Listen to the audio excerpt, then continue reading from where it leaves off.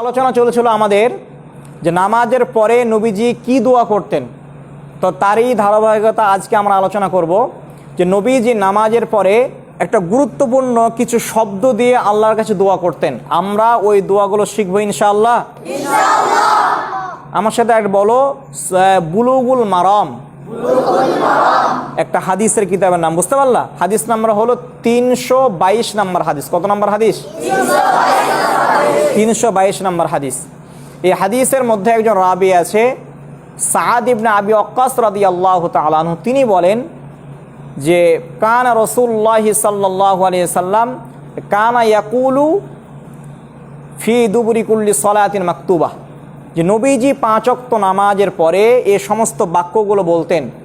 আমার সাথে বলবা, হ্যাঁ আমার সাথে বলো, আল্লাহুম্মা ইন্নী আউযু বিকা মিনাল বুখলি। বুঝতে পারলা? বুখলি থামলে বুখল হয়ে যাবে। তার একসাথে বলো আবার, আল্লাহুম্মা ইন্নী আউযু বিকা মিনাল বুখল ওয়া আউযু বিকা মিনাল জুবনি। এখানে ওয়াকফ করলে কি হবে? ওয়া আউযু বিকা মিনাল জুবন। বলো, ওয়া আউযু বিকা মিন আন উরাদ্দা ইলা আরযালিল উমর ওয়া আউযু বিকা মিন ফিতনাতিদ দুনিয়া ওয়া আউযু বিকা মিন আযাবিল কবর।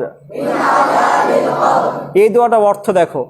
এই দোয়াটার অর্থ হলো আল্লাহুম্মা ইন্নী আউযু বিকা মিনাল বুখল। হে আল্লাহ, আপনি আমাকে কৃপণতা থেকে আশ্রয় দান করেন। আমি আপনার কাছে আশ্রয় চাচ্ছি কৃপণতা থেকে, আমাকে বখিল বানায়েন না। এটা দোয়া, মানে বখিল হওয়া ঠিক না, কৃপণ হওয়া ঠিক না, ঠিক আছে? আল্লাহর রাস্তায় তোমাকে খরচ করতে হবে তোমার সম্পদকে। এই জন্য আল্লাহ দোয়া করছেন, আল্লাহুম্মা ইন্নী আউযু বিকা মিনাল বুখল। হে আল্লাহ, আমি কৃপণতা থেকে তোমার কাছে আশ্রয় চাচ্ছি। কত সুন্দর দোয়া। তারপরে ওয়া আউযু বিকা মিনাল জুবন। হে আল্লাহ, আমি কাপুরুষতা থেকে তোমার কাছে আশ্রয় চাচ্ছি। মানে ভীতু হওয়া চলবে না। যখন ইসলামের জন্য নিজের জীবনকে উৎসর্গ করার সময় আসবে, তখন নিজের জীবনকে উৎসর্গ করতে হবে, বীর পুরুষ হতে হবে।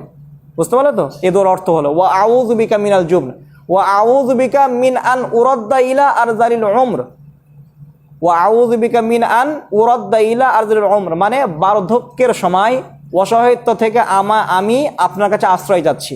মানে বার্ধক্যের সময় তুমি আমাকে একাই ফেলে দিও না।